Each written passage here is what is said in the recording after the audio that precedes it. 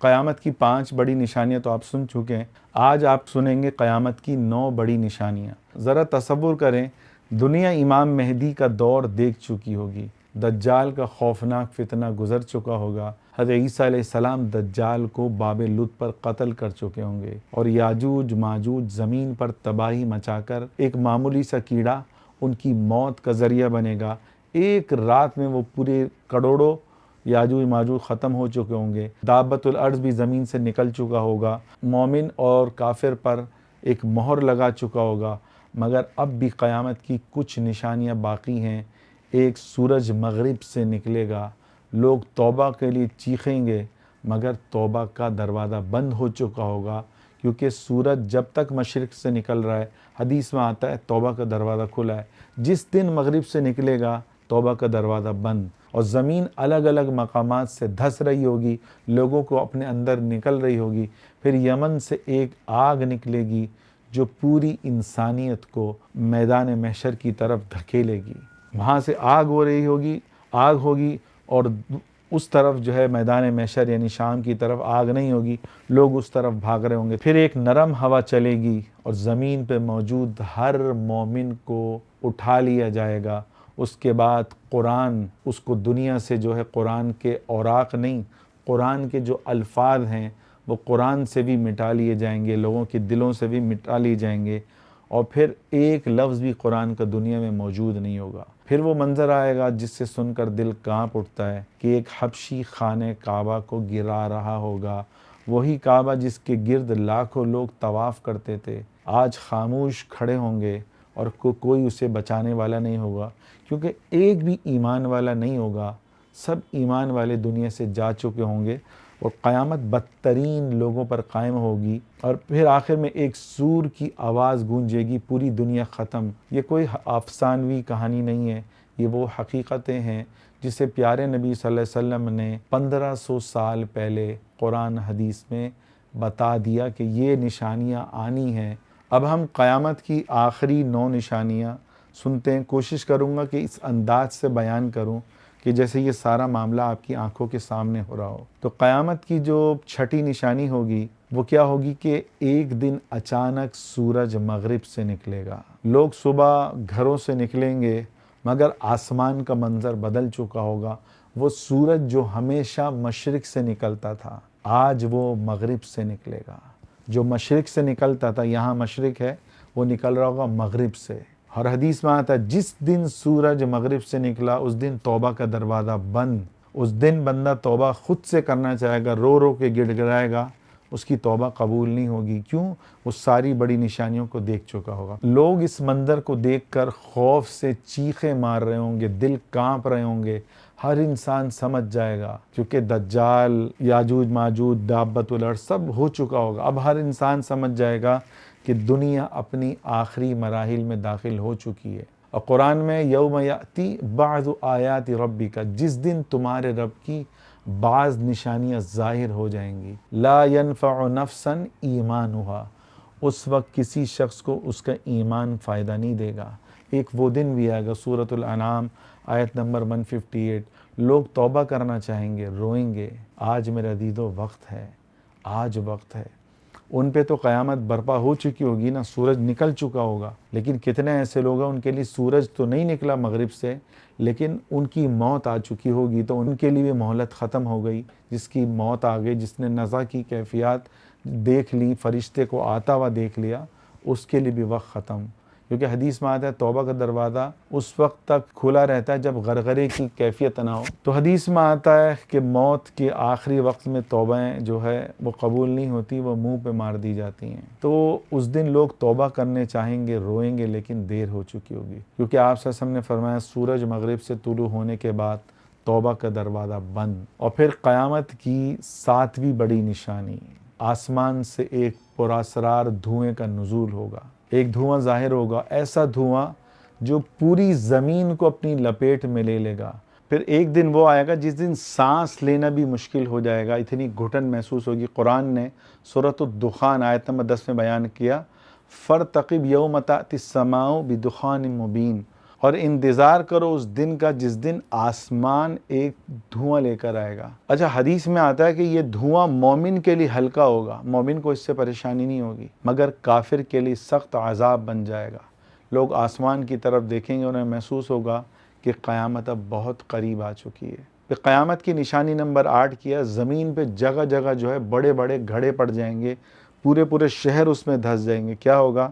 اچانک زمین ہلنے لگے گی اور پوری پوری بستیاں زمین کے اندر دسنی شروع ہو جائیں گی۔ ایک حدیث میں آتا ہے ایک خسف جو ہے مشرق میں ہوگا، ایک مغرب میں ہوگا اور ایک جزیرہ عرب میں ہوگا۔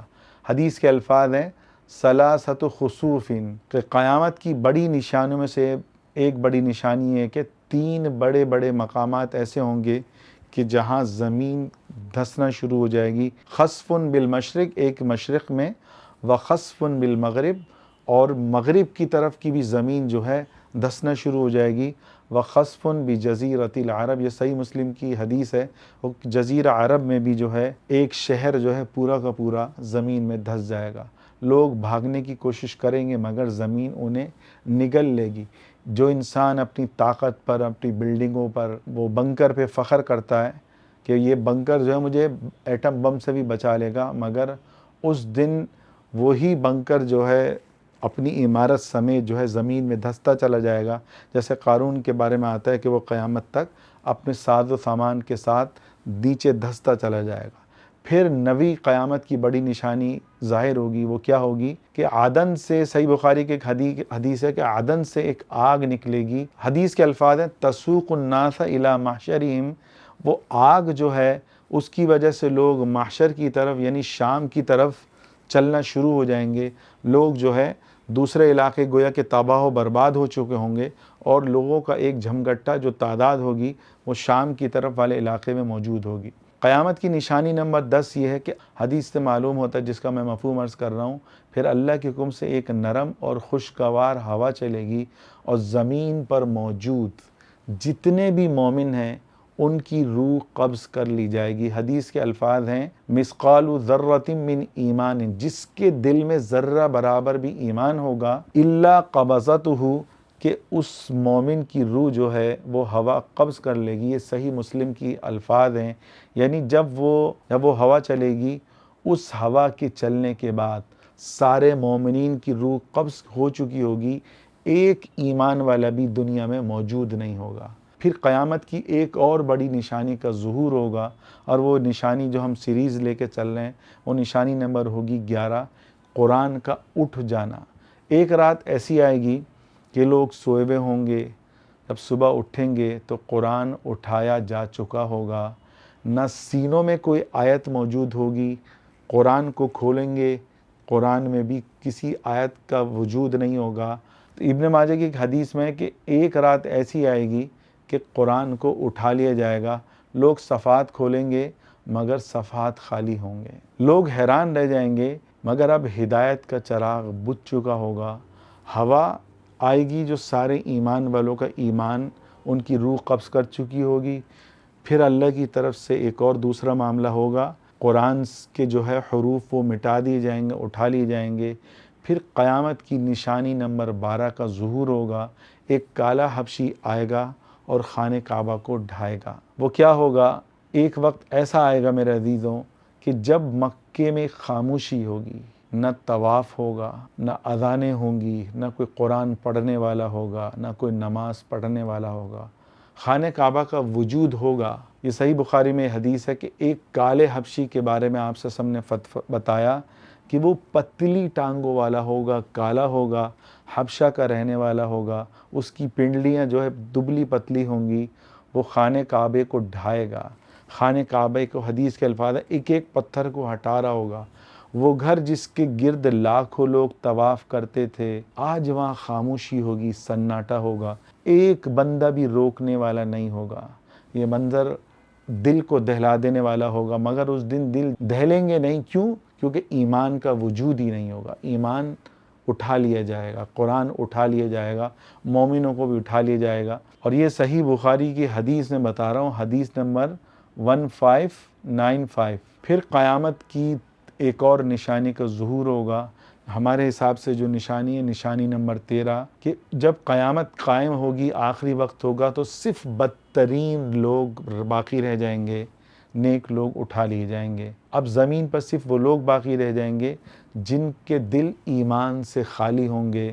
وہ انسان تو ہوں گے مگر وہ در حقیقت جانور ہوں گے، جانوروں کی طرح وہ گناہ کر رہے ہوں گے، کھلے عام گناہ کر رہے ہوں گے۔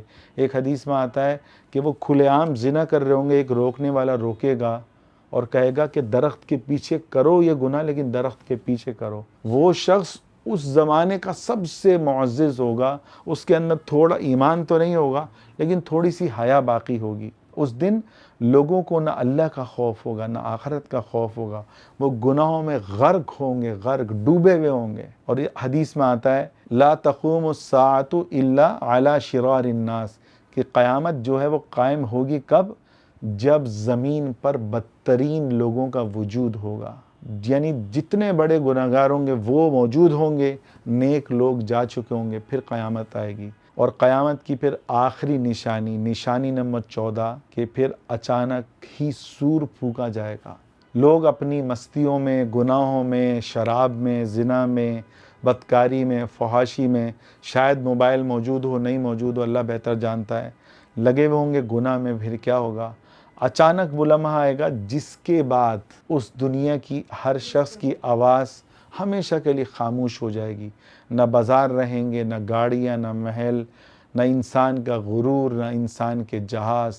اچانک ایک فرشتہ سور پھونکے گا، حضرت اسرافیل علیہ السلام، وہ سور پھونکیں گے، پوری کائنات ہل جائے گی، زمین کانپنے لگے گی، زمین پر زلزلہ آ جائے گا، آسمان پھٹ جائے گا، اور پہاڑ، سمندر کے برابر بھی پہاڑ روئی کی طرح جو ہے نا ہواؤں میں اڑ رہے ہوں گے، سمندر میں آگ بھڑکا دی جائے گی، اور انسان خوف کے مارے ادھر سے ادھر بھاگ رہا ہوگا، جیسے ایک ایٹم بم چلا دیا جائے اور لوگ خوف سے بھاگ رہے ہوتے ہیں، اس سے زیادہ خوف میں لوگ بھاگ رہے ہوں گے، کیونکہ وہ دیکھ رہے ہوں گے کہ بڑے بڑے پہاڑ روئی کی طرح ہو جائیں گے، ہوا میں اڑ رہے ہوں گے۔ اور قرآن اس منظر کو اس طرح بیان کرتا ہے وَنُفِخَ فِي الصُّورِ، اور جس دن سور پھونکا جائے گا، فَصَعِقَ مَن فِي السَّمَاوَاتِ وَمَن فِي الْأَرْضِ، پھر زمین و آسمان کی ہر چیز بے ہوش ہو کر گر پڑے گی۔ سورۃ الزمر آیت نمبر 68۔ اس دن سب میں بے ہوشی طاری ہو جائے گی، ایک ہی لمحے میں بادشاہت ختم، فقیر بادشاہ برابر، ظالم مظلوم دونوں برابر، طاقت ختم، انسان ختم، دنیا کا وجود ختم۔ پھر ایک وقت گزرے گا جتنا اللہ چاہے گا زمین پر اتنا سناٹا ہوگا، زمین پر نہ کوئی آواز ہوگی نہ کوئی حرکت ہوگی۔ پھر دوسری بار سور پھونکا جائے گا۔ قرآن نے سور کا کیسے بتایا؟ ثم نفخ فیہ اخری، پھر دوسری دفعہ سور پھونکا جائے گا۔ اور آگے قرآن بتا رہا ہے فَإِذَا هُمْ قِيَامٌ يَنظُرُونَ، تو اچانک سب لوگ کھڑے دیکھ رہے ہوں گے، لوگ قبروں سے نکلنا شروع ہو جائیں گے، قبروں سے ابل ابل کر، اللہ ان ہڈیوں میں گوشت ڈال رہا ہوگا، ابل ابل کر جا رہے ہوں گے محشر کے میدان کی طرف، ننگے پاؤں بھاگ رہے ہوں گے، ماں اپنے دودھ پیتے بچے کو بھول جائے گی، بھائی بھائی سے بھاگ رہا ہوگا، ہر کسی کو اپنی فکر ہوگی، سب کو پتہ چل گیا ہوگا کہ آج حساب کا دن ہے، آج جو ہے ہم سب کا حساب ہونا ہے کہ میں نے کتنے گناہ کیے، میں نے کتنی نیکیاں کی، سب کو اس دن تولا جائے گا۔ میدان محشر قائم ہو چکا ہوگا، زمین آسمان سے بڑا میزان جو ہے وہ نصب کیا جا رہا ہوگا، لوگوں کے گناہ تولے جا رہے ہوں گے، نیکیاں تولی جا رہی ہوں گی، کسی کے لیے جنت کا اعلان ہوگا تو وہ کہے گا ہاؤم اقرؤ کتاب، یہ قرآن بتا رہا ہے، وہ کہے گا لوگوں دیکھو میں کامیاب ہو گیا، جس کے سیدھے ہاتھ میں نامہ اعمال مل گیا وہ کامیاب ہو گیا، اور جو گناہوں میں زندگی گزارتے رہے ان کے لیے اعلان ہوگا۔ قرآن بتا رہا ہے خذوہ فغلوا ثم الجحیم صلوا، کہ پکڑو اس بدبخت کو اور جہنم میں ڈال دو۔ تو میرے عزیزو وہ دن آنا ہے، ہمارے پاس توبہ کا وقت ہے، جو تیاری کر لے گا وہ کامیاب ہے۔